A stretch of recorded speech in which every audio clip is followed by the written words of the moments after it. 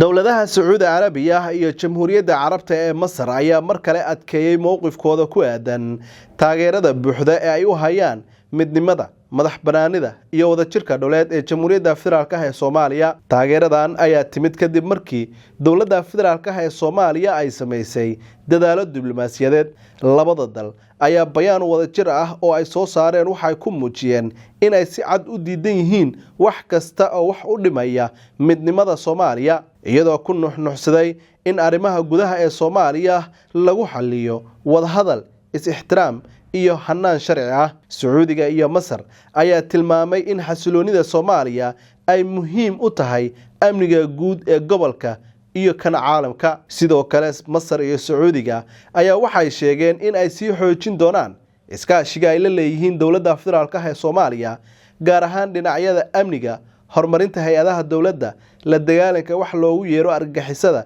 iyo kobcinta dhaqaalaha.